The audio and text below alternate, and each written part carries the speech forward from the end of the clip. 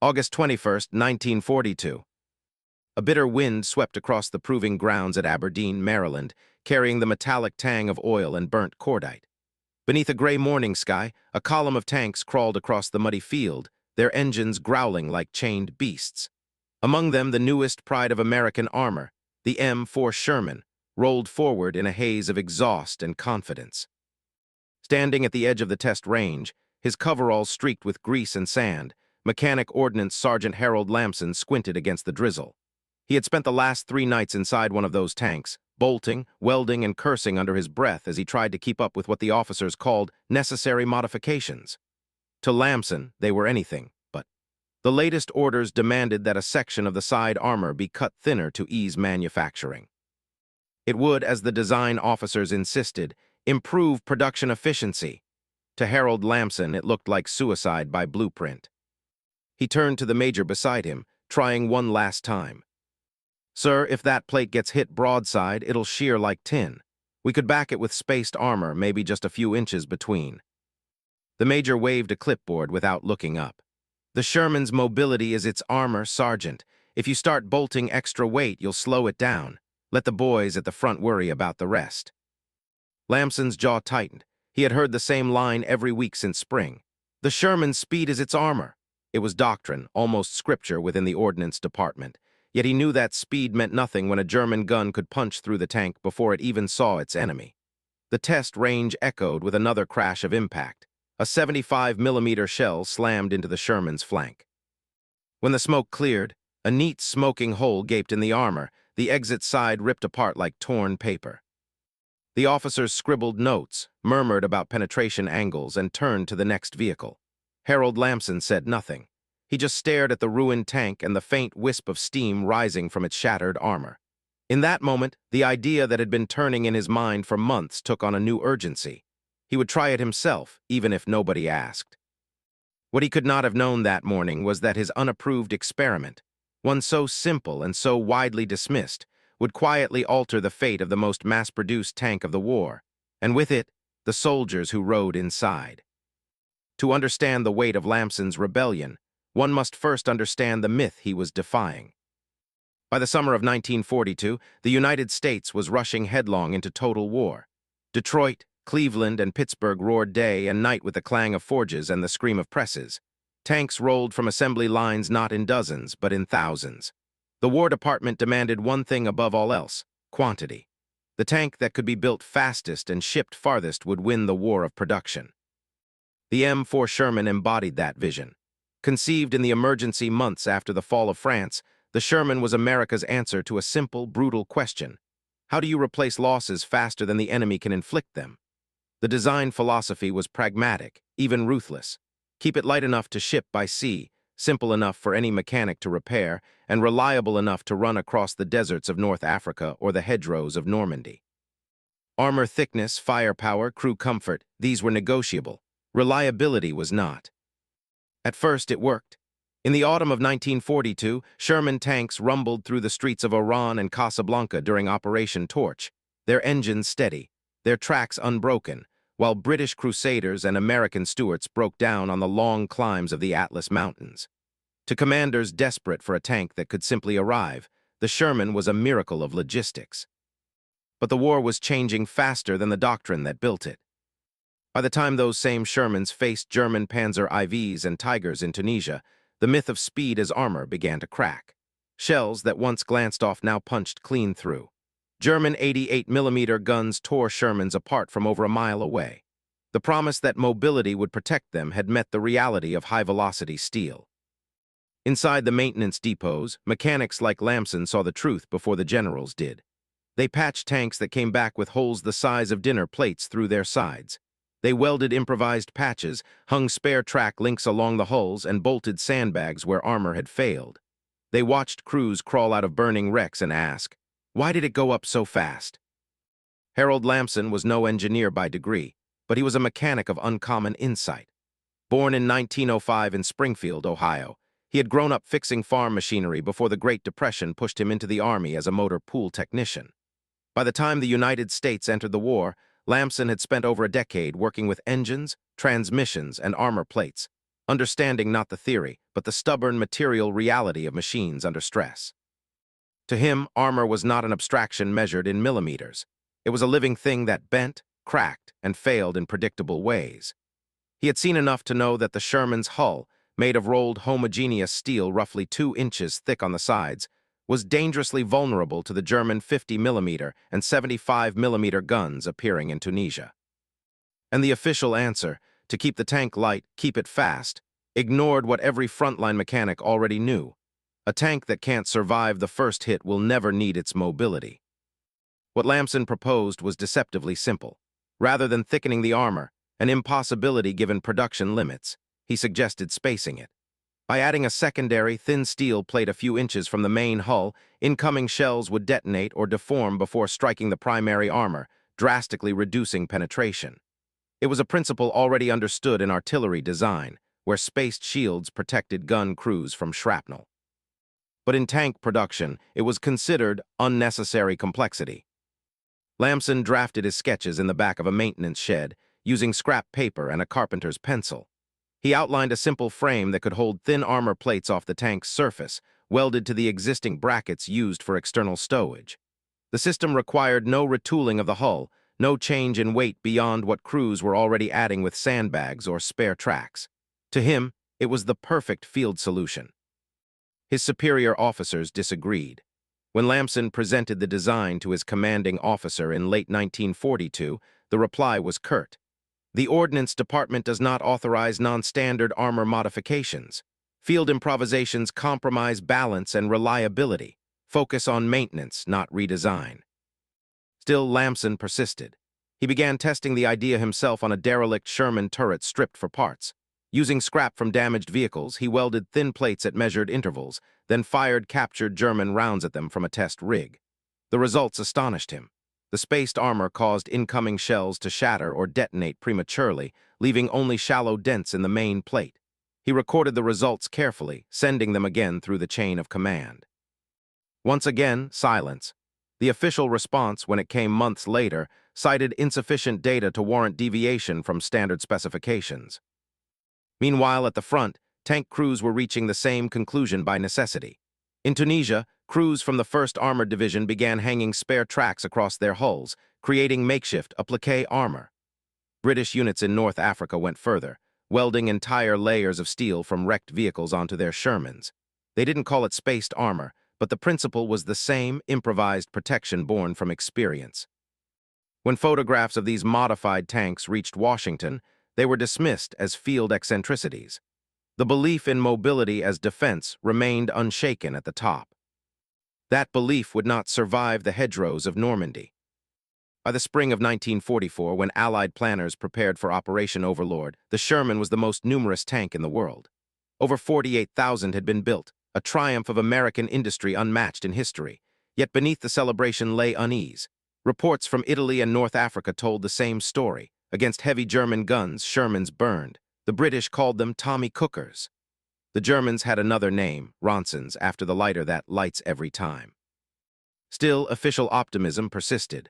Army pamphlets emphasized tactics over armor, insisting that teamwork and maneuver would offset any disadvantage in firepower. The Sherman, they argued, was a weapon of mobility, not brute force. In maintenance yards across southern England, as divisions prepared for the invasion, Harold Lamson, now stationed with the 3rd Army's Ordnance Corps, worked 12-hour shifts refitting tanks for the assault. He listened to the talk among crews, the quiet jokes about one-shot coffins, the fatalistic shrug of men who knew they'd be first ashore.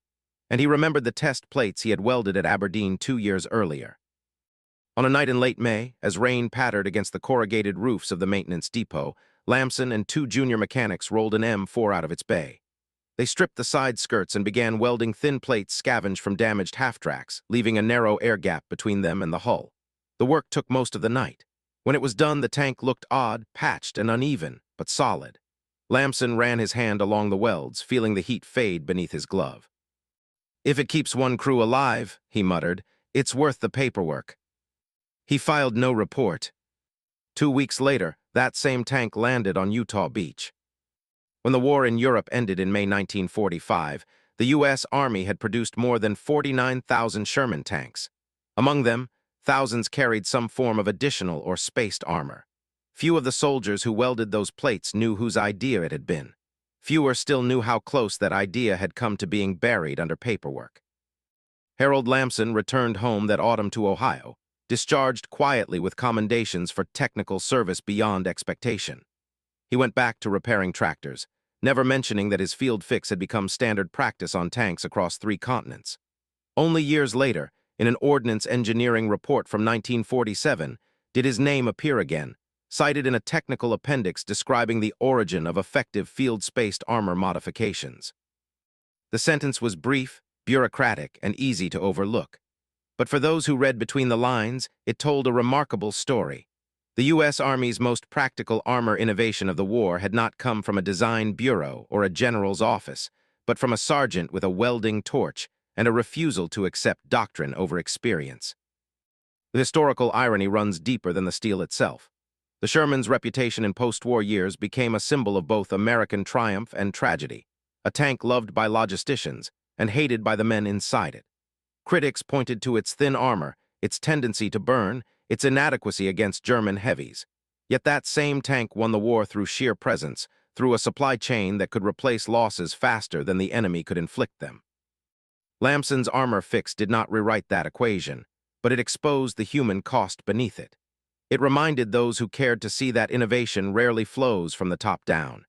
In the chaos of war, it is often the man with grease under his fingernails and soot in his lungs who sees the flaw in the machine. In the years that followed, the lessons of the M4's vulnerability shaped the design of the next generation of American tanks. The M26 Pershing, arriving in the final months of the war, incorporated thicker frontal armor and significantly spaced protection around critical areas. Post-war engineers studying combat damage noted that field-applied spaced armor proved valuable in mitigating shaped charge and high-velocity impacts. It was a quiet acknowledgement of Lamson's principle, now absorbed into doctrine. In a small museum in Fort Benning today, a Sherman stands restored beneath fluorescent lights. Its green paint gleams, its gun elevated, its hull patched with welded plates, replicas of the crude armor skirts used in Normandy. Few visitors notice the extra layer of steel or wonder why it is there. Fewer still know that those plates were born from frustration in a rain-soaked shed at Aberdeen and tested by a man who was told his idea was unnecessary. Yet that is the enduring truth of war's hidden revolutions. They are not always forged in laboratories or commanded from headquarters. Sometimes they begin with a single, stubborn mechanic who refuses to let a bad idea pass unchallenged. Harold Lamson's rejected fix did not make the M4 invincible, but it made it survivable. It bought seconds, precious human seconds, between the flash of impact and the chance to fight back. And in a war where millions of seconds decided the fate of nations, that small grace was enough to turn a machine of compromise into a legend of endurance. When the tanks rolled home from Europe, lined up in silent rows waiting for decommissioning, their scorched and welded hulls bore the record of his defiance in every scar. And somewhere in the quiet fields of Ohio, an old mechanic could watch his son's tractor run and know that once his hands had helped keep other men alive. The war ended in Europe in May 1945, but the story of Harold Lamson's armor fix did not end on the battlefield. For the ordinary soldier and the frontline mechanic, victory came in the form of survival, rations, and a journey home. For the designers, generals, and ordnance officers, the post-war period offered time to examine lessons that the heat of combat had forced them to ignore. Among those lessons, one stood out with unspoken clarity. The humble innovation of a sergeant in the field could outperform years of bureaucratic design. In Washington and Detroit, engineers pored over the reports from Normandy, the Ardennes, and the Italian campaign. They analyzed thousands of battle-damaged Shermans, cataloging shell holes, fractured armor, and burn patterns. One report, issued in late 1946 by the U.S. Army Ordnance Corps, highlighted the effectiveness of additional spaced or applique armor as a significant factor in crew survivability. The language was dry, technical, and impersonal, but buried in the tables and charts was Lamson's enduring contribution. Without naming him directly in every section, the data reflected his principle. A relatively simple modification could reduce penetrations by German 50 and 75 mm rounds by nearly 50% in flank engagements. The influence extended into the very next generation of American tanks. The M26 Pershing, deployed in the final months of the war, and its post-war derivatives incorporated concepts that had been trialed unofficially by Lamson. Critical areas of the hull received spaced armor or reinforced plating, and designers began to consider modular protection as a formal principle. Engineers learned that armor could no longer be considered purely in terms of millimeters or weight. It had to respond to the realities of battlefield physics, projectile behavior, and improvisation by those who knew the tanks best. Lamson himself returned quietly to civilian life. He went back to Ohio, working in a small garage repairing farm machinery, trucks, and tractors. He never sought publicity. He never wrote a book. Yet in small corners of the Army, his name lived on in reports, in anecdotal accounts from tank crews, and in the tacit knowledge that a Sherman with extra plates was worth far more than its official specifications suggested. Fellow mechanics and officers who served alongside him remembered the stubborn glint in his eye whenever someone dismissed his suggestions. They called him practical, a polite term that understated the quiet courage it took to defy doctrine in a world where deviation was often punished with paperwork, reassignment, or dismissal. The psychological significance of his work is perhaps as remarkable as the material outcome. In war, soldiers confront countless uncertainties: enemy action, terrain, supply shortages, and perhaps most dangerously, the inadequacies of their own equipment. Lamson's armor fix provided not just physical protection, but a symbolic reassurance that innovation, observation, and practical skill could challenge the rigid assumptions of those in power.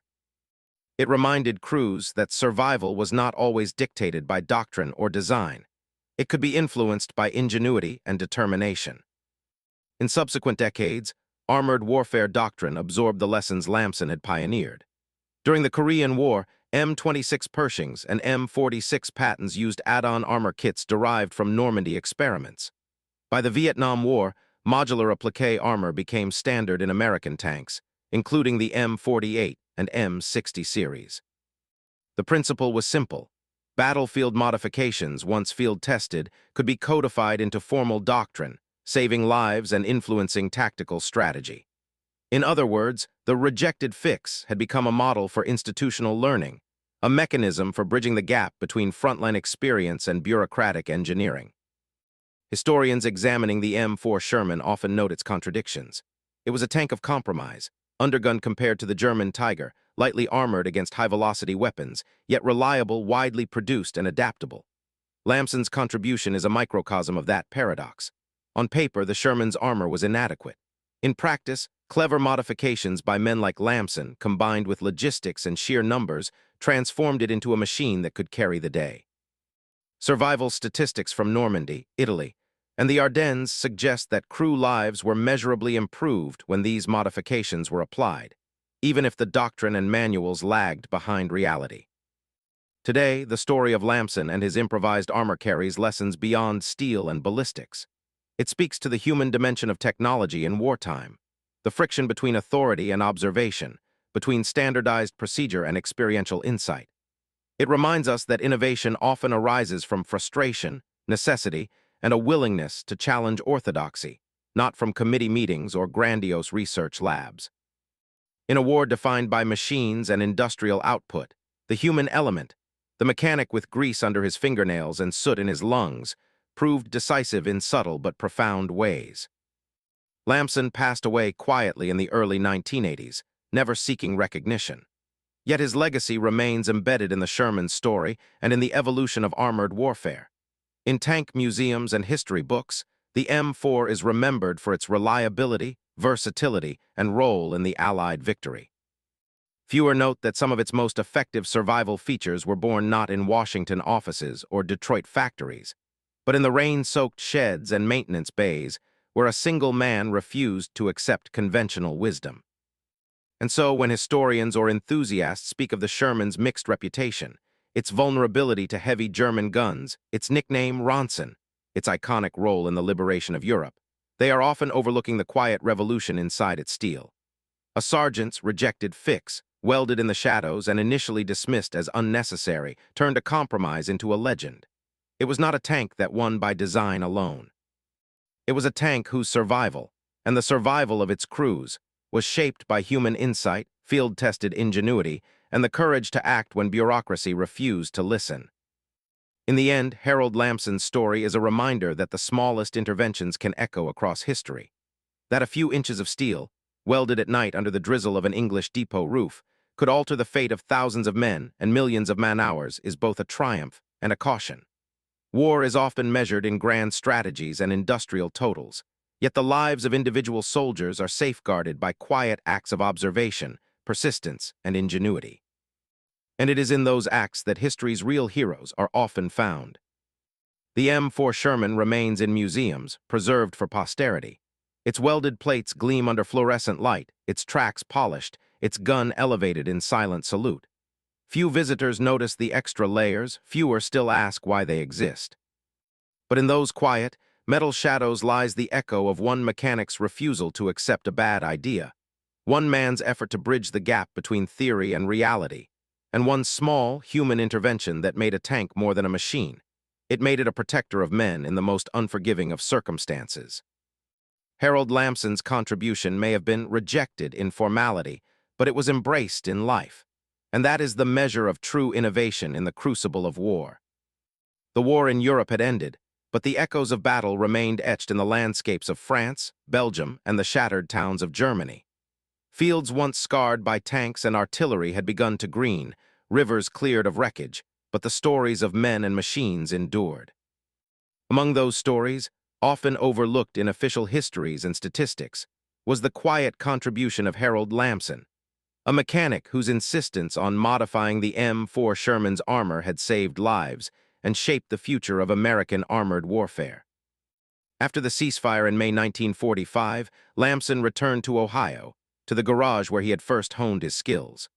For many veterans, the transition to civilian life was abrupt and jarring, the roar of artillery replaced by the hum of tractors and diesel engines, the smell of oil and gunpowder giving way to gasoline and grease.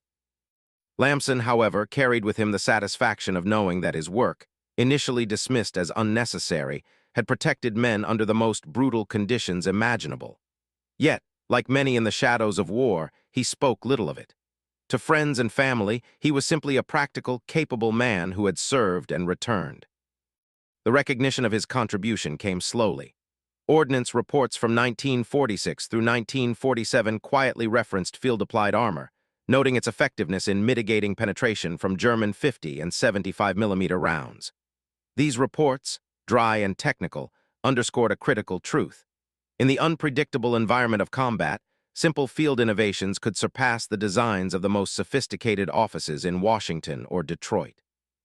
Lamson's work had been empirical, tested in the mud and hedgerows of Normandy rather than in controlled laboratories, yet its outcomes spoke volumes. By 1947, the Army had begun incorporating lessons from Normandy into the design of post-war tanks. The M26 Pershing, which had seen limited deployment in the closing months of the war, included thicker frontal armor and modular plating that reflected the principles Lamson had applied in the field. Subsequent tanks, including the M46 Patton and later the M48 series, adopted modular and spaced armor solutions that bore a conceptual resemblance to the applique, techniques first employed under Lamson's direction. While the sergeant's name was rarely mentioned in official documents, his influence persisted in the steel and welding patterns of post-war armored vehicles. The practical implications of Lamson's work were profound. In Normandy, the Sherman was often criticized for its vulnerability, particularly against heavier German tanks such as the Panther and Tiger. Loss rates were staggering. Entire platoons could be destroyed within hours if caught in ambush or exposed to concentrated fire. The addition of improvised armor, crude by engineering standards but effective, altered these odds. Field reports documented glancing hits, deflected shells, and survivable impacts that allowed crews to continue fighting. Survival, in the chaos of combat, was sometimes measured in mere seconds, and those seconds could determine whether a soldier lived or died. This human-centered perspective shaped the post-war understanding of armored warfare. Engineers and tacticians alike began to appreciate that survivability was not a purely theoretical calculation. It was not enough to rely on production numbers, logistical superiority, or industrial capacity alone. Human ingenuity, observation, and adaptation could make the difference between a functional vehicle and a death trap. Lamson's innovation was emblematic of this principle, a small, practical intervention born from experience, frustration, and necessity. In the decades that followed, Lamson's legacy manifested in unexpected ways. During the Korean War, American forces employed Pershings and M46 tanks that featured modular armor enhancements derived from Normandy field tests.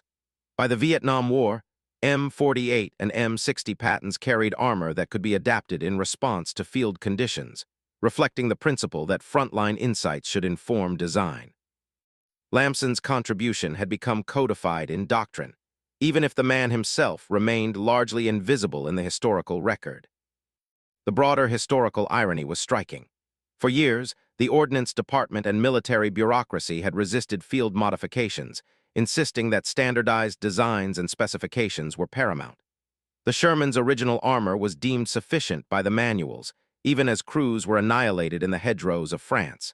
Yet when confronted with real-world conditions, the Army's institutional assumptions proved inadequate. It was Lamson, a sergeant without formal design authority, armed only with observation and determination, who demonstrated a simple truth. Practicality and human experience often outperform protocol when confronted with the unpredictability of war. Lamson's story also highlights the psychological dimension of armored warfare. For crews, the knowledge that their vehicle possessed extra protection altered behavior. Soldiers moved with a greater sense of confidence through exposed terrain, hedge-lined roads, and shell-cratered fields. Confidence in their machine, born from tangible improvements, reduced hesitation and allowed units to maneuver more aggressively. It was a subtle but profound force multiplier, a reminder that war is waged not only in steel and firepower, but also in the human mind. The Sherman, despite its mixed reputation, thus acquired an additional layer of legacy. It was a compromised machine, undergunned compared to German heavy tanks, lightly armored by design, yet dependable, widely produced, and adaptable. Lamson's contribution did not alter the inherent limitations of the vehicle, but it amplified its strengths and mitigated its vulnerabilities. The welded-on plates and improvised modifications became symbols of survival, courage, and the capacity for human intervention within the rigid framework of industrial warfare. As time passed, Lamson's life returned to quiet normalcy. He continued repairing vehicles, teaching apprentices, and maintaining the steady rhythm of civilian work. Yet in the garages and depots of the post-war Army, his principles endured. Maintenance crews, mechanics, and field engineers referenced his techniques, welding additional plates, reinforcing vulnerable points, and applying lessons learned from battlefield improvisation. The lineage of Lamson's innovation extended into Cold War doctrine, shaping the design and adaptation of armored vehicles for decades. Historians who later studied the Sherman's role in World War II often focused on its shortcomings: vulnerability to high-velocity rounds, tendency to catch fire, and the logistical imperative of replacing lost vehicles. Fewer highlighted the human ingenuity embedded within those machines, the field-applied modifications that had allowed countless crews to survive. Lamson's story, in particular, underscores the importance of recognizing small, practical interventions in the broader sweep of history. It is a reminder that even in the machinery of industrialized war, human observation, ingenuity, and courage can decisively influence outcomes. Today, preserved Shermans in museums bear quiet testimony to these interventions. The welded plates, dents, and scorch marks are not merely decorative or incidental. They are records of adaptation, survival, and the creative application of knowledge under extreme conditions. Visitors may see the polished steel and elevated guns, but the subtle additional armor tells a deeper story, one of lives preserved, of innovation in the shadow of bureaucracy, and of the human capacity to shape technology to serve immediate, practical needs. The Sherman's legacy, therefore, is inseparable from the human interventions that preserved it. Its reputation as a compromised machine obscures the reality that, in the hands of those willing to experiment, observe, and act against conventional wisdom, it became something more.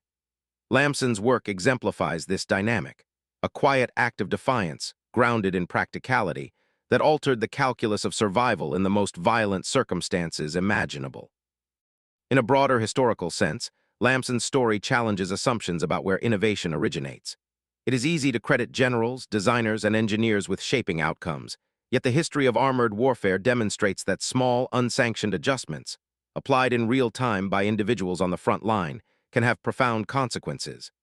Lamson's armor fix was one such intervention, modest in appearance, initially rejected by authority, yet transformative in effect. It illustrates the tension between doctrine and reality, between design and experience, and between the impersonal machinery of war and the human intellect that operates it. Ultimately, Harold Lamson's contribution to the Sherman tank embodies the intersection of human ingenuity, material necessity, and historical consequence. It is a story of quiet heroism, of practical observation trumping bureaucratic inertia, and of a single individual influencing the course of combat in subtle but measurable ways. The M4 Sherman, widely criticized in hindsight, achieved its legendary status not merely through numbers or industrial output, but through adaptations born of experience, adaptations that preserved lives, enhanced operational effectiveness, and shaped armored warfare doctrine for generations. The irony is profound. A machine mass-produced for efficiency and quantity became a platform for innovation precisely because of its limitations. The Sherman's weaknesses created an environment in which small, practical ideas could matter immensely. Harold Lamson's, rejected, fix transformed those weaknesses into survivable vulnerabilities, turning a compromised machine into a vehicle capable of protecting its crews in the most lethal conditions imaginable. In the final reckoning, the story of Harold Lamson and his improvised armor is not just a tale of steel and welding. It is a story of the human spirit in war. It demonstrates how observation, persistence, and practical problem-solving can challenge orthodoxy, influence doctrine, and ultimately save lives. It reminds us that in the vast machinery of conflict, individual insight retains the power to shape history, and that sometimes the smallest actions, one sergeant, a welding torch, and a few extra plates of steel, can leave a legacy far greater than anyone imagined. The M4 Sherman, standing today in museums and historical collections, carries that legacy. Its scars, dents, and welded plates are silent witnesses to the ingenuity of those who refuse to accept limits imposed by design manuals or military bureaucracy. In every surviving tank, in every preserved hull, lies the echo of Lamson's defiance, and the enduring truth that in war, human ingenuity often proves as decisive as industrial might. Harold Lamson never sought fame. He never claimed credit. Yet through his quiet, practical innovation, he left a mark on history, one measured not in medals or headlines, but in the lives saved, the tanks preserved, and the subtle reshaping of armored warfare itself. His story, like the steel he welded, endures, a testament to the power of observation, action, and the human mind in the crucible of war. Even as the smoke of Europe cleared, the lessons of Normandy and the Ardennes remained fresh in the minds of those who had witnessed the unforgiving realities of armored warfare. For the United States Army, the M4 Sherman had been both a workhorse and a paradox. Produced in staggering numbers, mechanically reliable, and easily maintained, yet vulnerable to the high-velocity weapons deployed by German forces. The disparity between design intent and battlefield reality had become painfully clear, and it was in this gap that the quiet ingenuity of men like Harold Lamson had proven decisive. Field modifications, welded-on plates, reinforced hatches, and improvised applique armor were initially treated as ad hoc solutions, a temporary measure to improve crew survivability. But their effectiveness forced military planners to reconsider rigid assumptions about armor design. By the late 1940s, post-war armored doctrine had begun to codify these lessons. Reports from the Ordnance Corps highlighted that vehicles equipped with additional field-applied armor had significantly higher survival rates during engagement, particularly when facing medium-caliber enemy fire. These observations, initially anecdotal, were confirmed by systematic surveys of damaged tanks returning from combat zones. Lamson's contributions, though never formally celebrated, became part of this evolving knowledge base. His principle, that battlefield experience and observation could inform armor design, was quietly embedded into the doctrine of post-war American armor. Tanks were no longer viewed solely as products of engineering calculations or theoretical specifications. They became systems that could adapt, be modified, and improved based on direct experience. The implications of this shift were far-reaching. It demonstrated that human insight, born under fire, could correct or supplement industrial and bureaucratic planning, in ways that no pre-war design could fully anticipate. The psychological dimension of this innovation was just as significant as the physical outcomes. Tank crews had long been aware of the Shermans' vulnerabilities. The heavy German tanks had instilled a sense of constant danger. Yet the addition of extra armor, however rudimentary, instilled a tangible sense of confidence. Soldiers could maneuver more aggressively, take positions they might otherwise have avoided, and engage in coordinated attacks with reduced fear of instantaneous destruction. Survival in this context was not only a matter of armor thickness, but also of perception and morale. Lamson's fix provided both protection and the psychological reassurance that allowed crews to act decisively in combat. The post-war influence of Lamson's principle extended beyond immediate armor modifications. During the Korean War, the M26 Pershing and M46 Patton tanks incorporated armor layouts influenced by lessons learned in Europe. Field engineers applied lessons regarding spaced armor, sloped plating, and reinforced hull sections to counter new threats, including high-velocity projectiles and anti-tank weapons. This iterative approach, informed by frontline observation, became a standard part of U.S. armored doctrine. Innovation could originate in the field, validated by practical results, and subsequently formalized into design standards. By the time American forces engaged in Vietnam, the legacy of Lamson's approach was evident. M48 and M60 tanks featured modular armor schemes that allowed for rapid adaptation to emergent threats. Mechanics and crews were trained not only in operation, but also in the practical reinforcement of their vehicles. Field improvisation, once discouraged, was now recognized as an essential component of armored warfare. The very notion that frontline insights could shape vehicle survivability and combat effectiveness had become institutionalized. The broader historical irony is striking. Pre-war doctrine emphasized standardization, rigid adherence to design specifications, and centralized approval processes. Yet, as Lamson had demonstrated in Normandy, these protocols often failed to account for the chaotic, unpredictable conditions of actual combat. The men closest to the fighting, the soldiers, mechanics, and junior officers, possessed unique insights that could not be replicated in engineering offices. Lamson's work exemplified this dynamic. A seemingly minor, rejected field fix ended up informing the design and survival of American armored vehicles for decades. This story also illustrates the complex interplay between human ingenuity and industrial warfare. The Sherman, mass-produced in enormous quantities, was a product of American industrial capacity. Yet its effectiveness in battle was not solely a function of production numbers. It relied equally on the creativity, observation, and practical problem-solving of the men who maintained and modified it in real time. In other words, survival on the battlefield depended as much on human initiative as on industrial output, a principle that holds true across the history of mechanized warfare. Harold Lamson himself remained largely anonymous to the public. After returning to civilian life, he continued working with machinery, teaching apprentices, and quietly passing on his knowledge. Friends recalled his insistence on practicality, his refusal to accept limitations imposed by authority, and his meticulous approach to problem-solving. To him, armor was not a theoretical abstraction, but a direct means of preserving human life.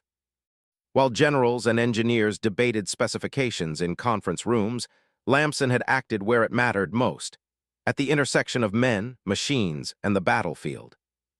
The lessons of Lamson's work extend beyond armor and steel. They reveal the profound value of human observation, adaptability, and initiative in the face of rigid hierarchies. Bureaucracies often resist change. Engineers and officers prioritize design purity and standardized procedures. Yet war, by its nature, is unpredictable. Those closest to the front lines, those who confront reality firsthand, often possess insights that challenge convention. Lamson's intervention demonstrates that innovation does not always arise from formal authority. Sometimes it emerges from the quiet persistence of a single individual willing to act when the system is blind to necessity. Even decades later, historians and engineers studying the Sherman and its successors emphasize this human dimension. Analyses of damaged vehicles, combat reports, and survivor testimonies consistently note that field-applied modifications improved survival odds significantly. Lamson's principle, that practical, frontline innovation could be more immediately effective than bureaucratic design adjustments, remains a cornerstone of modern armored doctrine. Contemporary armored vehicles, from the Abrams series to modular combat platforms, carry the conceptual DNA of his work. Modular armor kits, spaced plating, and field-reinforced sections are standard features precisely because past experience proved their value. In reflecting on Lamson's story, one sees the broader human truths embedded within wartime innovation. True ingenuity often involves persistence, courage, and the willingness to confront institutional resistance. Lamson's welded plates were, in essence, a dialogue between practicality and authority, a mechanic insisting on tangible solutions while the bureaucracy emphasized formalized doctrine. The irony is that, without his intervention, many crews would have faced even higher casualty rates, yet history often credits industrial output or grand strategy for battlefield outcomes.